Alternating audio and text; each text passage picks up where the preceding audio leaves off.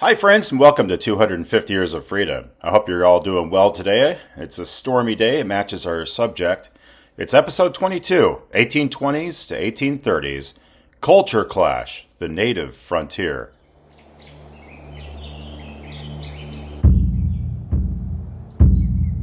The American spirit was soaring and surging westward.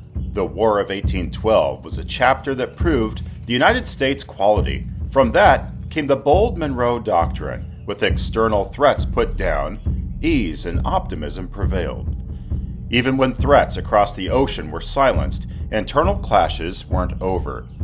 As focus was now trained within the borders, contentions over land and cultural differences plagued settlers and natives. Native American Indians belonged to tribes, and those tribes held claim to lands from the Atlantic to the Pacific. The popular idea today is that Native Indians were hippie-like monks, living peaceably among the trees and plains, seeking personal betterment through oneness with nature. Then, white men, bringing their violence and greed, ripped apart a utopia on Earth, culminating in one of America's darkest chapters, the Trail of Tears, as the government kicked the natives from their land.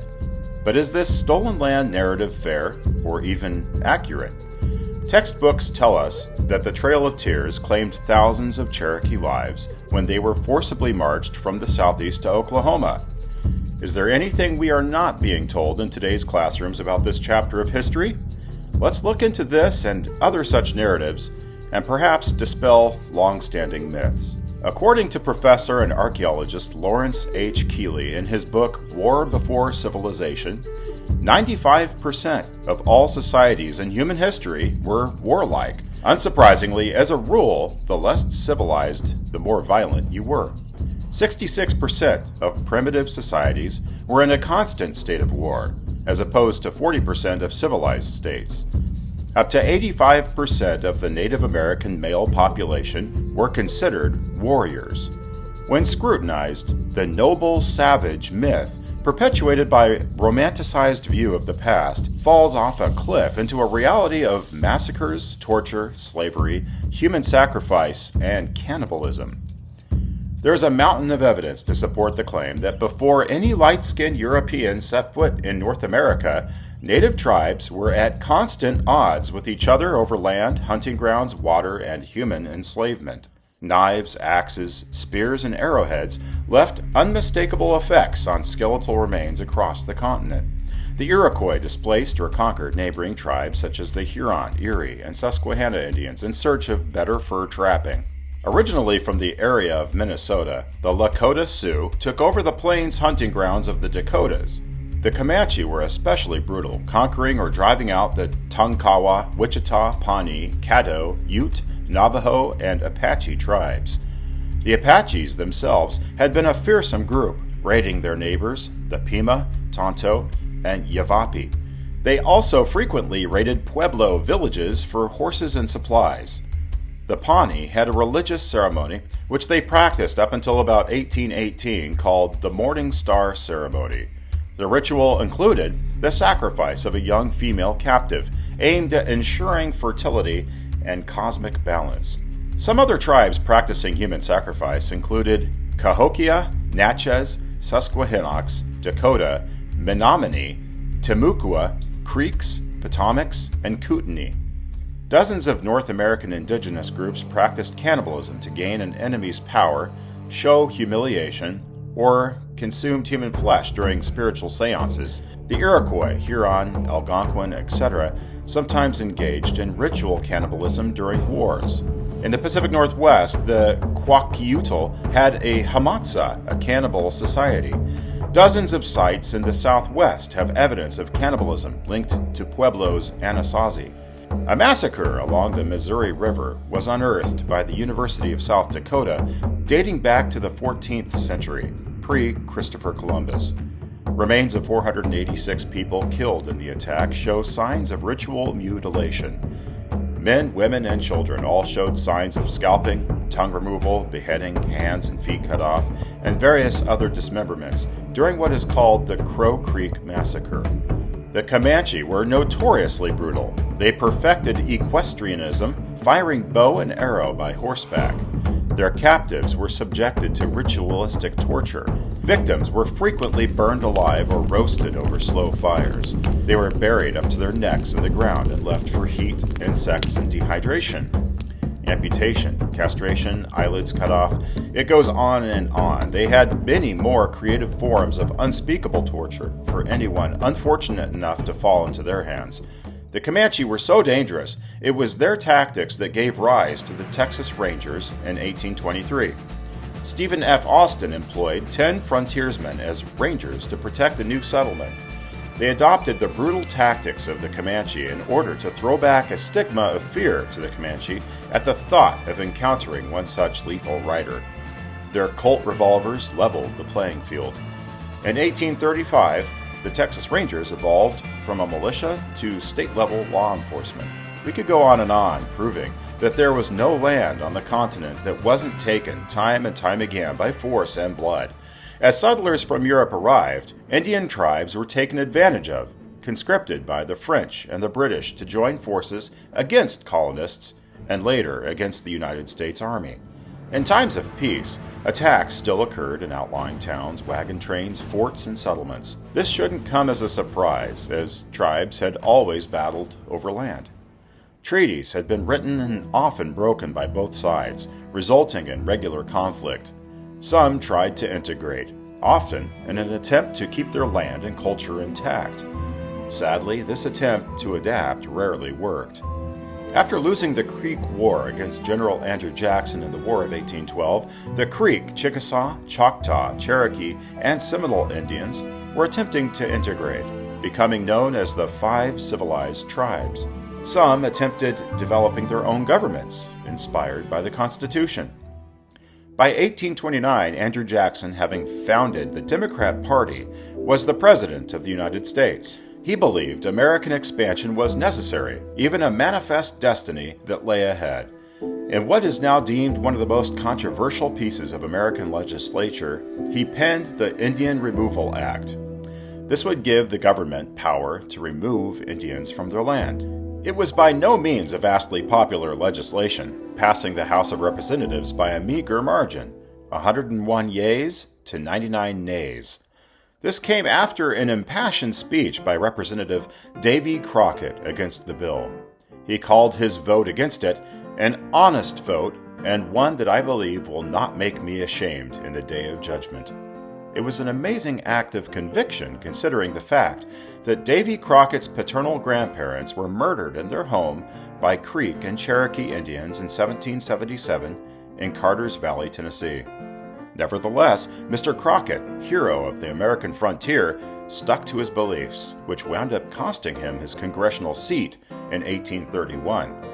Raised Protestant, Crockett often referenced his belief in God and providence in his writings, reflecting a personal, rugged faith. As expected, the Indian Removal Bill resulted in the removal of the 5 civilized tribes. Despite their attempt at Western culture, the chief of the Cherokee, John Ross, and his brother, Lewis Ross, met with the president and agreed on a treaty that would see the tribes moved to Oklahoma. The treaty offered what was considered a generous payment of $5 million to move to 7 million acres of land. This would amount to 70 cents an acre, which is considerable when compared to the 3 cents an acre paid to Napoleon for the Louisiana Territory, or the 2 cents an acre paid to Russia for Alaska. In addition, for each person to be displaced, $65 was given to Lewis Ross to pay for wagons, food, medicine, and supplies in order to make the journey safe. It would seem the Cherokee chief kept much of it for himself, as most of the people made the long journey on foot and suffered from a lack of provisions. Over 100 years later, it would be popularly called the Trail of Tears. Andrew Jackson saw the deal differently, justifying his bill in his December 6, 1830 annual message to Congress, saying how many thousands of our own people would gladly embrace the opportunity of moving to the West on such conditions. If the offer made to the Indians were extended to them, they would be hailed with gratitude and joy. Now, I think this isn't entirely fair considering the situation, although many pioneers did go west with only the hope of finding land to farm and survive on. The truth seems to argue that both John and Lewis Ross used the removal process as a business venture, aiming to enrich themselves with funds allocated for the journey. This meant less money was available for necessary supplies, which contributed to high mortality rates. To this day, Cherokee historical narratives blame the leadership of the Ross brothers for the deaths. It is taught that around 4,000 lost their lives on the journey. These numbers came from writings of Eliezer Butler, a missionary among the Cherokee, who wrote about the journey which he was a part, rendering aid as a physician along the way. It would seem the numbers were not based on corroborative data, as he would later state that the figure for 4,000 dead was based on hearsay and guesswork, and that he believed the number of dead Cherokee was 447. This doesn't excuse our government from being unethical or failing to find a treaty that didn't involve moving people to a land they didn't know. Also, the hundreds who died along the way are a tragic chapter of American expansion. However, a civilization cannot properly judge itself unless it is able to step back and take in the whole picture. The brutal reality of the Native American tribal culture was a difficult hurdle to overcome. The American people, after all, seek to fairly judge themselves, a task no Comanche ever attempted while performing ritual torture on each captive they took. A fair scale of justice wasn't on the mind of countless braves who overtook families or missionaries who posed no threat other than being on tribal land. But we also cannot discount unfair treatment of natives at the hands of settlers or the government. Today, it is easy to be critical because we are free and have time to be.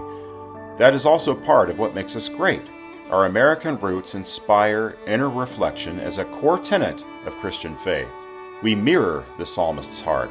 Search me, O God, and know my heart. Try me and know my thoughts, and see if there be any grievous way in me. Psalm 139, 23 and 24. The native North American population is a study of the effect of a society without Christian or biblical influence. When violence is the rule, progress is halted.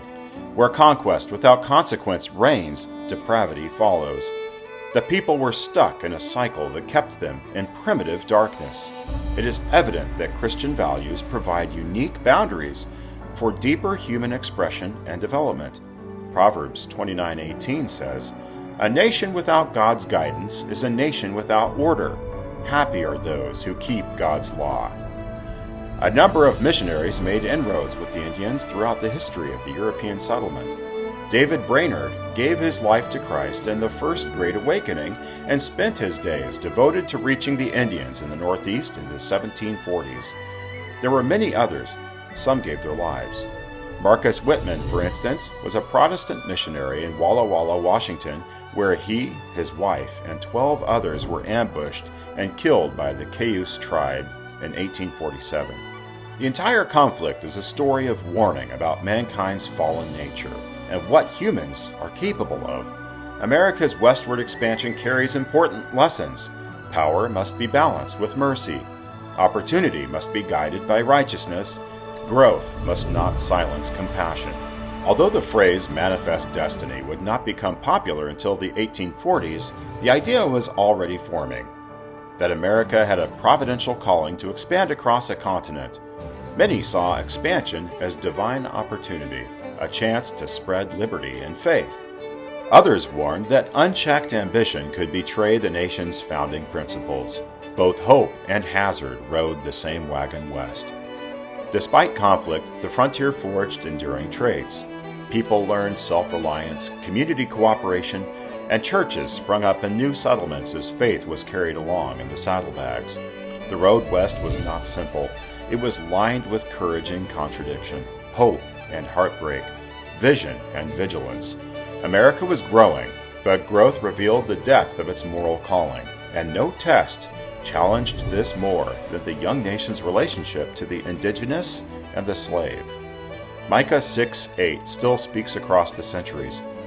"What does the Lord require of thee, but to do justly, and to love mercy, and to walk humbly with thy God?"